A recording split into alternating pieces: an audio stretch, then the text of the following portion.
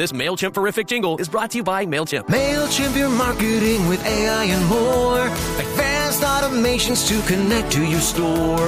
MailChimp, your marketing and boost your clicks. Multi-channel campaigns now with SMS. That's lit. MailChimp your marketing today with the #1 AI-powered email marketing and automation platform, Intuit MailChimp. #1 based on publicly available data on competitors' customers. Plans vary. SMS available as add-on. Visit MailChimp.com. This episode is brought to you by Polestar. There's only one true way to experience the all-electric luxury SUV Polestar 3, and that's to take a test drive. It can go from 0 to 60 in as little as 4.8 seconds with the dynamic handling of a sports car. But to truly understand how it commands the road, you need to be behind the wheel. Up to 350 miles of range, the 3D surround sound system by Bowers & Wilkins. It's all something you have to experience to believe.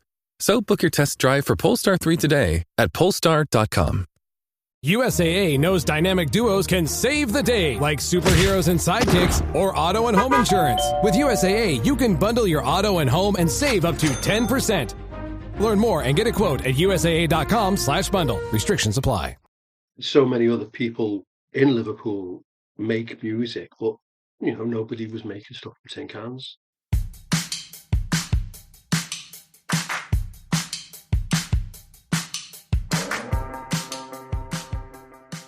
Hello, and welcome to another new episode of Live Through That. I'm your host, Mike Hipple, and on this podcast, we dig a little deeper into a pivotal moment into the lives of some of my favorite artists from the 80s and 90s. Today's guest is Mike Badger. Mike is a key figure in the early days of The La's, the iconic British band known for their timeless sound that blends indie rock, pop, and folk. As one of the founding members, Mike played an essential role in shaping the band's distinctive style, contributing both as a guitarist and vocalist. His influence can be heard in the group's folk-tinged melodies and jangly guitar work, which helped lay the groundwork for the band's 1990 self-titled debut album. Mike continued on past The La's as he later pursued solo projects and, as he tells us in our episode today, became a well-respected visual artist as well, all thanks to a can of baked beans.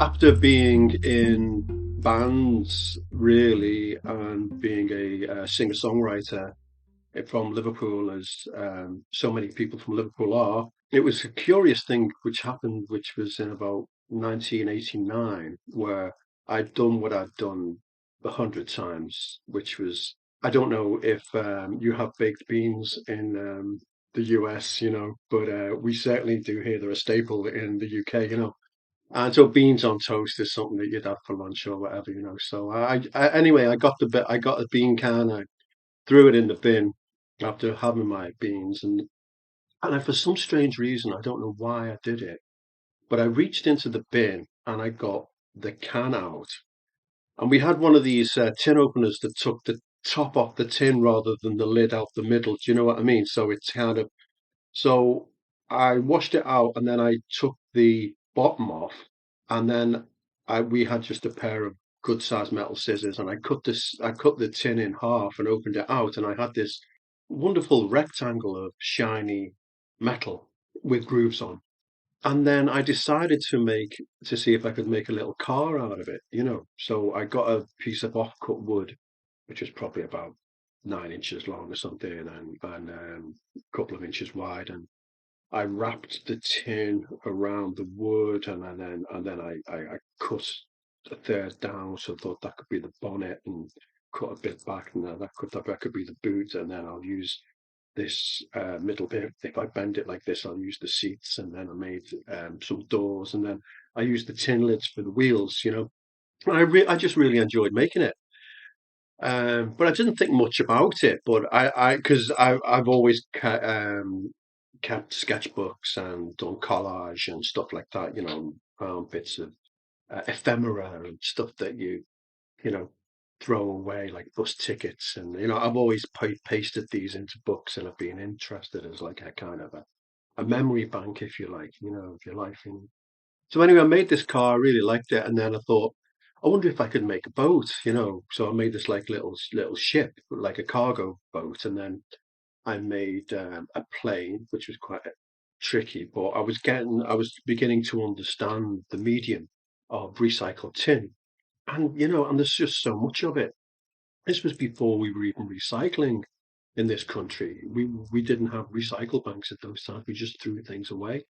So then the next thing was my room started filling up with all these sculptures, and I call them sculptures. I never called them models. I considered it to be art, but it kind of folk art, outsider art or whatever you want to call it. And then a couple of friends kind of saw it and said, you know what, you should try and get a show with this because it's unusual. It's something that no one else was doing. So this friend Joanne, she said to send some slides to the British Craft Room at Liberty in London, aim high, which is what I did.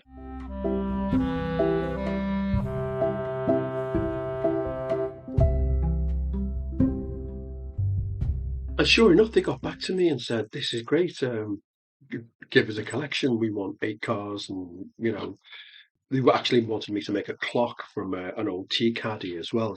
Put a clock mechanism in, and then I had this Windows display in Liberty in London. In a very prestigious outlet, it was so profound because I've been in all this, in the Liverpool music scene, and I've got traction at times, but it was like so many other people in Liverpool make music, but nobody was making stuff from tin cans, basically. So I accidentally fell upon this, and so after that, the Liberty thing gave me a bit of a profile, and I had an exhibition at something called Merseyside Unknowns, which was a new arts kind of gallery. And then Warrington Museum got in touch. I sent some slides to them, and they were into what I was doing. And then I had this summer show, and they did a catalogue for that. And so because they did a catalogue, it meant that then I could present my work in an even more kind of, bright way. So I then started sending the catalogues out, and I ended up getting a big show at Bristol Museum in the foyer there, where 50,000 people went through over the 3 months, and Leicester City Gallery, and then this all came about from just having my lunch one day, and it's just a very, very curious thing the way my life changed there. I mean, I was a young dad. We had a young family, and then I'd worked very hard in the bands and stuff like that. But all of a sudden, this was what was bringing money in, and I was making a living as a sculptor, which was just bizarre. And it was just something that I had a knack for. I realized I had a dexterity or some kind of latent spatial awareness that I didn't know I had until you actually did it. I mean, some people work with their hands, some people work with their minds. Some people are good with numbers, some people are good with words. I think we all have this particular ability, but this was just hidden from me, and it just kind of became awake. And then because I'd been in the bands, I used to know other people who'd been in bands, and then all of a sudden, like there's a band called Space. My friend Tommy Scott came out to the studio, and he just had a hit album called Spiders, and they were about to release a new album, and he didn't have a title. And then he saw on this board Tin Planet written on, which was actually a film, a Super 8 movie I was going to make with Paul Simpson, another musician friend. And he said, Tin Planet, so he called the album Tin Planet and asked if I would do all the artwork for the album, and for the singles, and for the videos, and for the TV adverts, and which I was delighted to do.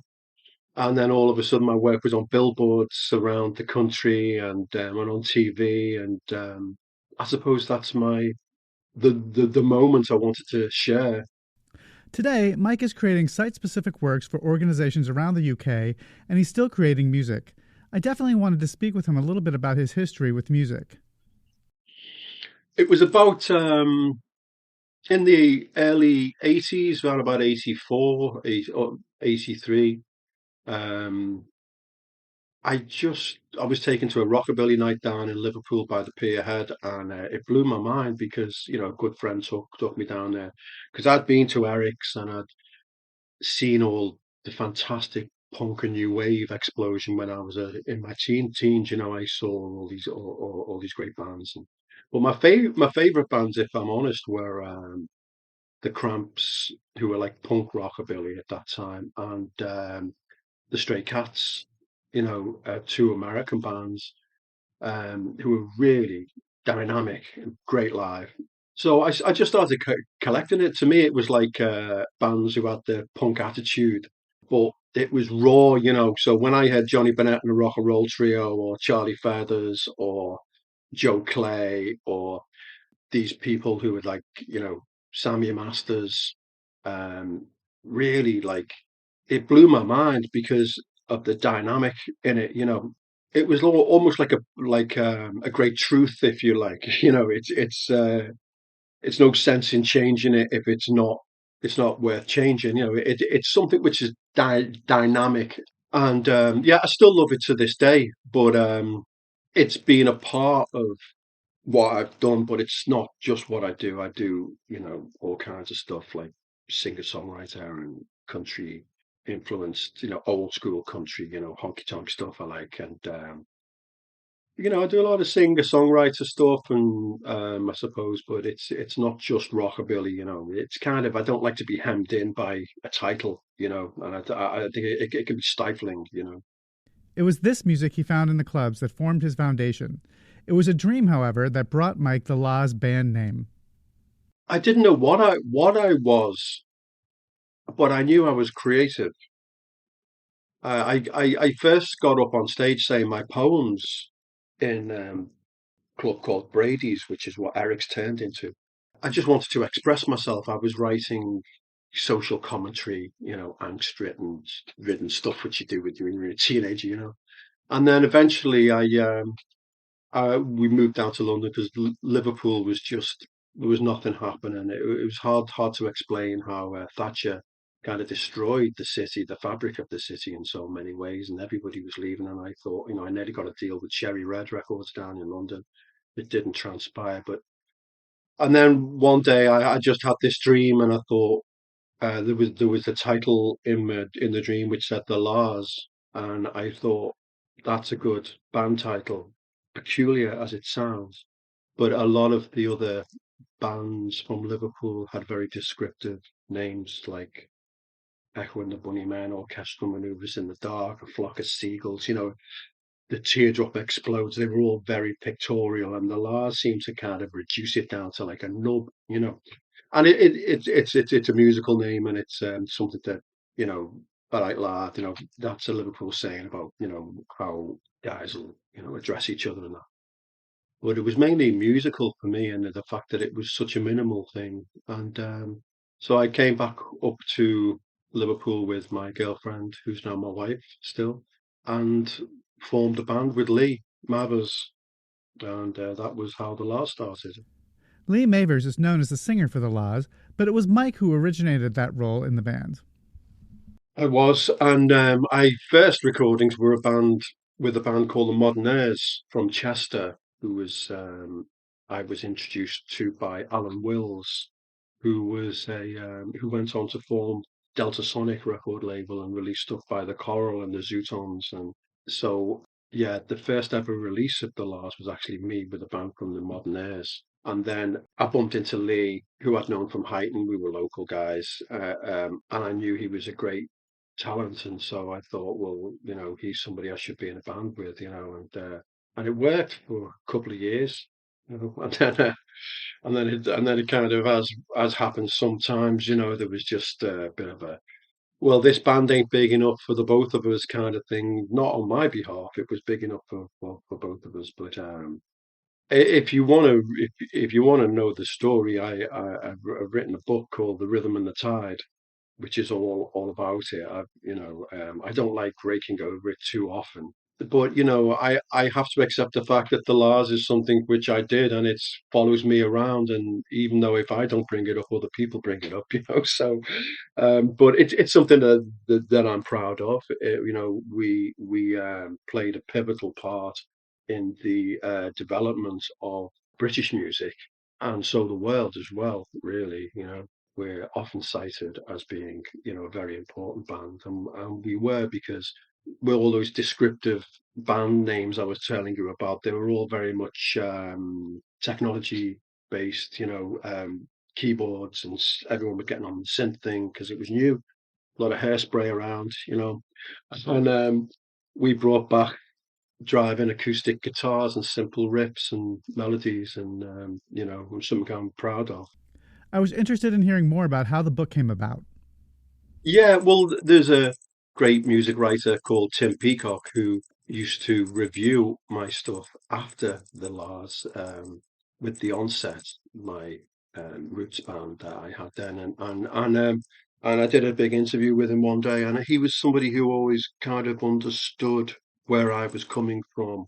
I felt on a deep kind of holistic level, if you like, and I'd done this big interview with him, and I said, "Do you fancy working on something a bit more substantial?" And he said, "Sure," So he sent me emails, and I sent him extracts from diaries, and he knew a lot of the story anyway. But and it was a very cathartic thing to do. It was released on Liverpool University Press, which is the oldest university press in the country after Oxford.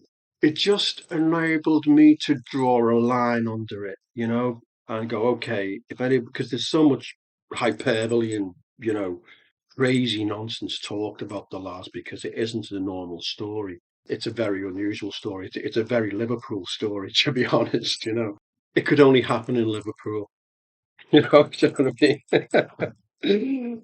Where, a band which is so important flashed and then disappeared, really. That's what happened. But its relevance is still there.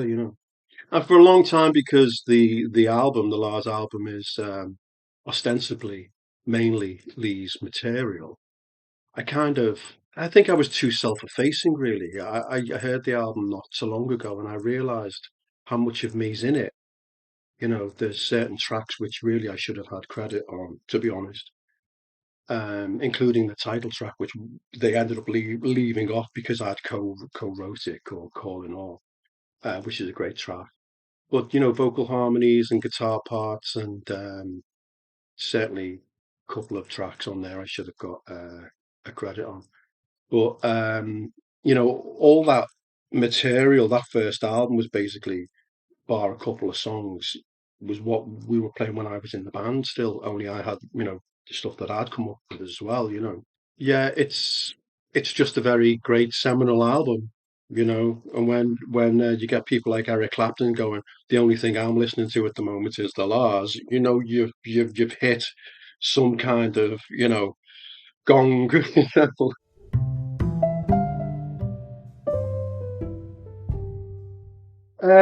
Well, I didn't think it was as good as the demos, but which Lee was trying to create. But it's like there's that saying, the definition of madness is trying to do something over and over and over again, and expecting something different to happen. And that's what he's done, and I think in some ways he's still doing. He's trying to get that perfect sound, which we already have. But time moves on, and you're with different people, and it's a different date, and it's a different era, and it's quite it's obsessive behavior, and it's not healthy. After his exit from the Laws, Mike went on to do some solo projects, starting with his alternative country roots rockabilly band, The Onset, in 1988. Well, straight after the band, I was into my roots music, and there's a real skiffly rockabilly element within the Lars as well. To be fair, driving acoustics, simple riffs. It's getting back to again what rock and roll was. Even early Beatles stuff was very much like that. It was just I mean, we never listened to the Beatles. We weren't, but obviously we were from the same geographical place. So I got into Hank Williams big time, and I was into my roots music. I call it roots music, which is like blues and rhythm of blues, and we did an album with the wonderful Jeff Davis from Probe Records, which was our local record store and label, and he'd had a great success accidentally with a Merseyside band called Half Man Half Biscuit, and he accidentally had the biggest selling independent album of 1986. So he had some funds, and he was into what I was doing. He really was, which was great, and it meant that we did an album. So our album came out in '88, and the last album didn't even come out till 1990.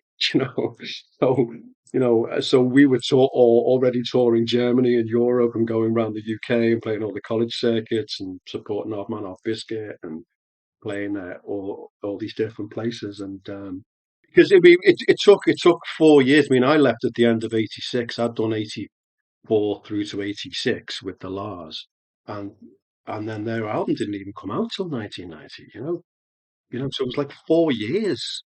So I was washing dishes in the School of Tropical Medicine in Liverpool, and other musicians would be coming in and going, the Lars have scrapped the album again. Yeah, they're re-recording it. And I go, oh yeah, okay, and that album that in that studio that's £250 a day that they've been in for 6 months, and you just think, oh my God, give us 2 days, Yeah, it's again very crazy story, really, but and then when it did come out, they slagged it off, they they said it was rubbish. And so people were going, that's interesting. That's an interesting promotional ploy to say that you don't like your own material. It wasn't a promotional ploy at all. They genuinely hated it. But the record company had to release something because they'd spent all this money on it for years. They had to something had to come out.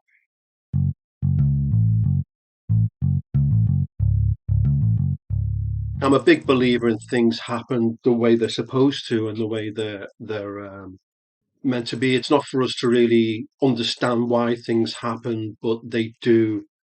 And I'm also a believer that it's not what happens to you that defines who you are, but how you deal with that. And I've always been had this creative drive, and I've tried my best to honor it, in visual arts and in music, and I'm still doing stuff in both those fields. And so, okay, it's not going to get played on national radio. You're not going to be able to hear it. I've got no problem at all with people not getting what I am or what I do. You're an artist. I'm a big boy. I've been doing it a long time. You take the knocks. You're going to get insulted. But for the most part, people go, "Oh, good on him. He's having a go." Do you know what I mean? He's being honest, and that's what most people are like. So I've got no problem with people not getting what I do. My only problem, I suppose, and I suppose many artists are like this. It just gets a bit frustrating when people aren't going to be able to make an informed decision about whether they like it or not because they haven't come across it. I just hope people get to hear it because, that's the point, you see. An artist has to be productive. It has to be an equation, which is this plus this minus that divided by that equals this. And without that thing after the equals sign, it doesn't mean anything. Anybody can talk, anybody can pontificate and to, say how tough it is and how, but, ultimately, when we leave this place, and I hope it's a long time, all we have left is what we created whilst we were here to represent us as what we are, and, to illustrate who we were. And with that, let's take a listen to one of Mike's newest releases, out now and available wherever you get your music. This track is called Keep 'Em Busy So They Don't Look Up. Keep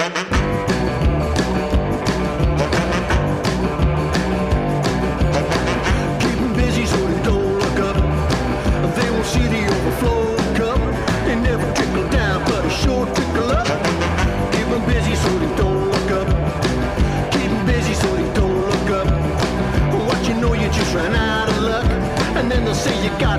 suck it up. Keep them busy so they don't look up. Keep them busy so they pay their bills.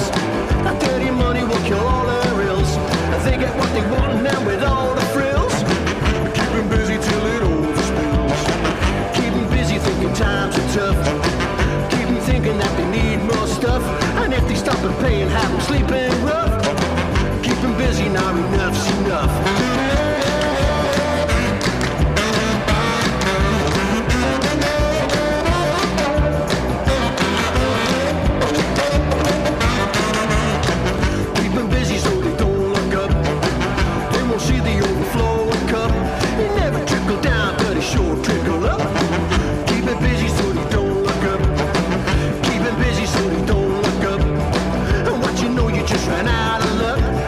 They say you gotta just suck it up.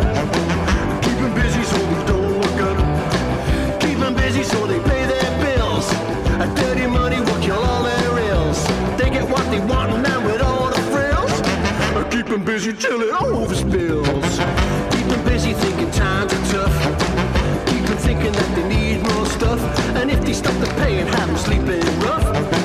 Keep them busy till they don't look up. Keep them busy now they know.